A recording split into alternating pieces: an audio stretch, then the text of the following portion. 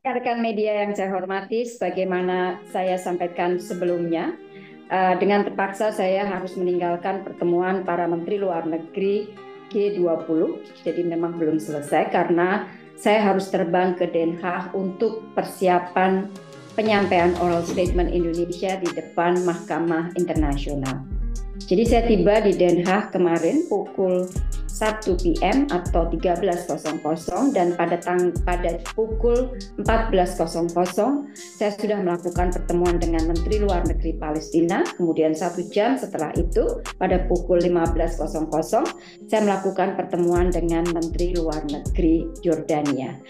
Menteri Luar Negeri Palestina sudah menyampaikan oral statement pada tanggal 19 Februari, sementara Menlu Yordan pada tanggal 22 Februari. Inti pertemuan saya dengan dua Menteri Luar Negeri tersebut adalah dalam rangka meng-compare notes mengenai elemen-elemen penting dalam oral statement untuk saling memperkuat argumentasi yang disampaikan. Rekan-rekan media yang saya hormati, pada hari ini 23 Februari sekitar pukul 12.00 waktu Den Haag, saya telah menyampaikan pandangan lisan pemerintah Indonesia di Mahkamah Internasional atau ICJ.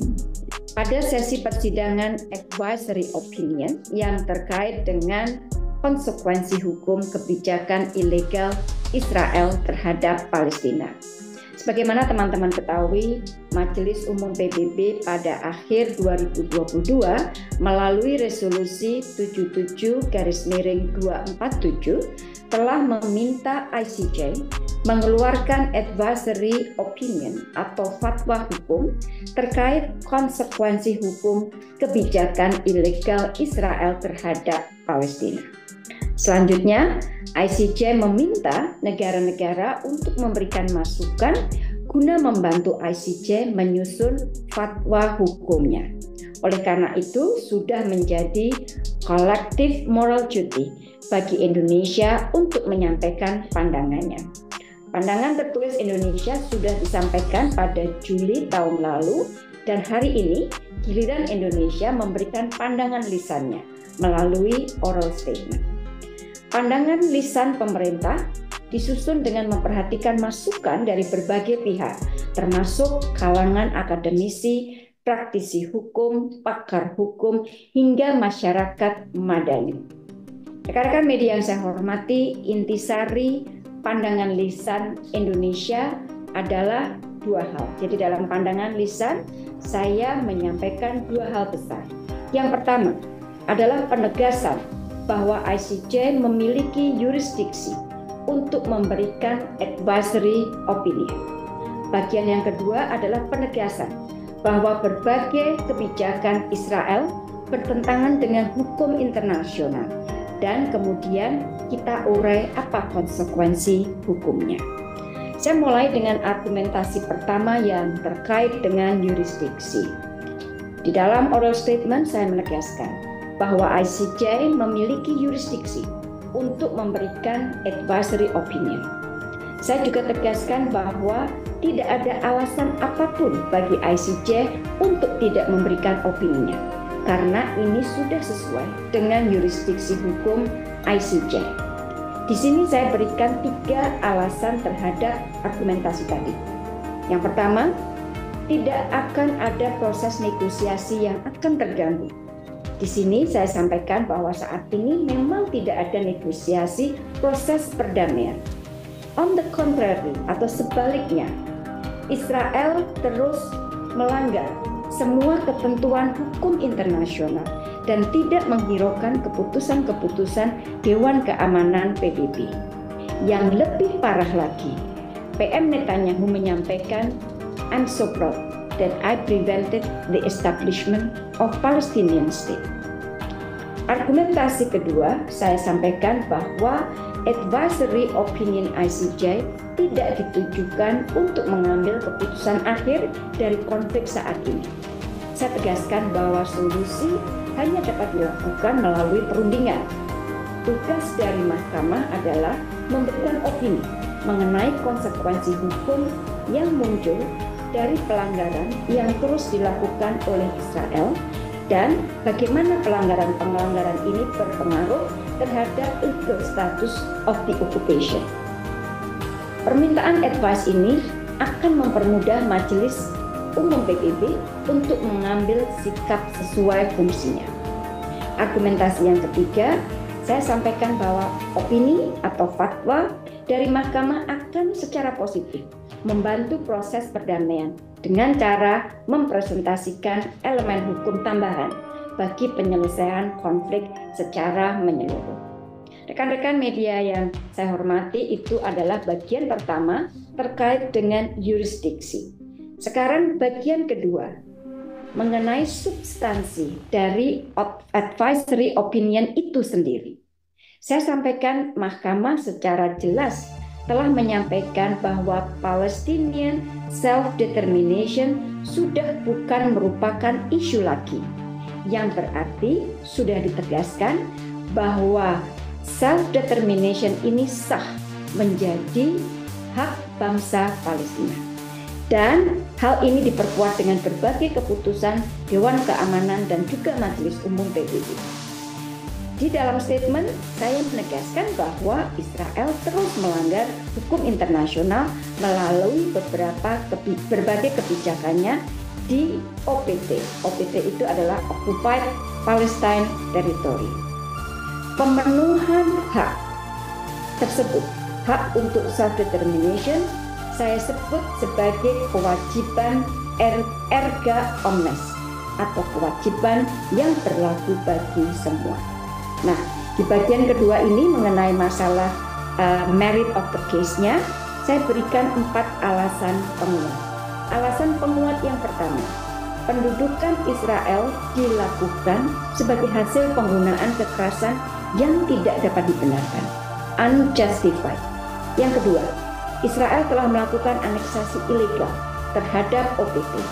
Di sini saya tambahkan argumentasi bahwa pemerintah pendudukan memiliki kewajiban hukum untuk menjadikan pendudukannya bersifat sementara. Namun Israel telah menjadikannya permanen dan bahkan mencaplok sebagian dari wilayah pendudukan itu sendiri. Yang ketiga, Israel terus memperluas illegal settlement-nya. Di sini saya jelaskan bahwa kebijakan Israel untuk memindahkan penduduknya dan secara paksa memindahkan bangsa Palestina dari wilayah pendudukan sangat berlawanan dengan aturan dasar dari International Humanitarian Law.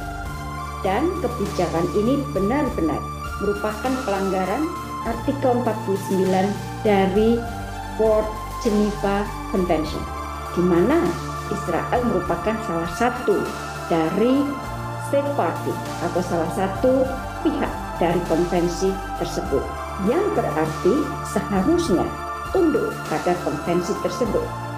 Penguat yang keempat, saya sampaikan bahwa Israel telah memberlakukan kebijakan apartheid terhadap bangsa Palestina.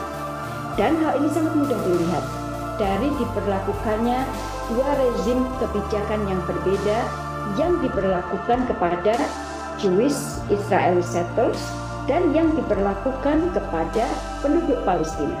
Dan ini jelas merupakan pelanggaran hukum.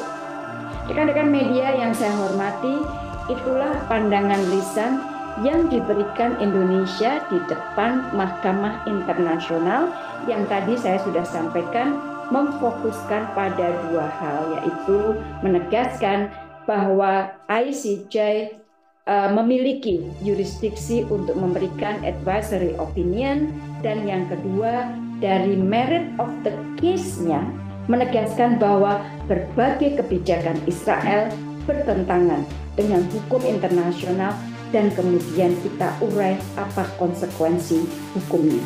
Dan dari penjelasan tadi saya, masing-masing argumen saya lengkapi dengan argumen-argumen penguat. Rekan-rekan, di akhir pernyataan lisan saya tegaskan bahwa tidak ada satupun negara yang berada di atas hukum. Setiap manusia tanpa kecuali dilindungi oleh hukum.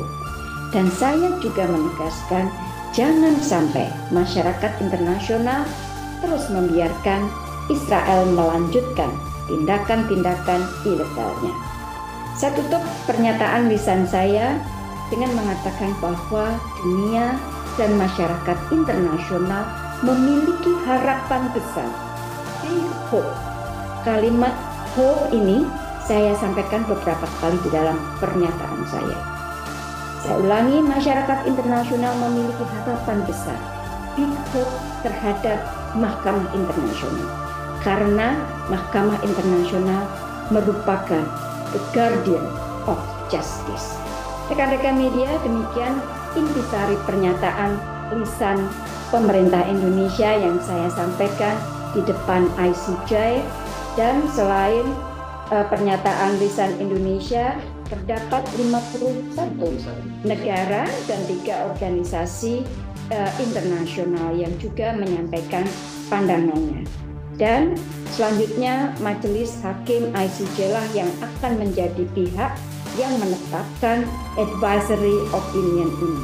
Teman-teman, hari ini saya didampingi oleh para lawyers Kemlu, Dirjen HPI, Hukum dan Perjanjian Internasional, dan juga Dirjen Asia Pasifik Afrika, dan juga oleh Pak Jubir, dan juga bersama saya Pak Dubes RI untuk Den Haag. Jadi kalau ada pertanyaan dari teman-teman silakan disampaikan. Para lawyers Kementerian Luar Negeri akan mencoba untuk memberikan respons dari teman-teman. Demikian teman-teman, dan terima kasih sudah mengikuti secara langsung pernyataan lisan saya di depan International Court of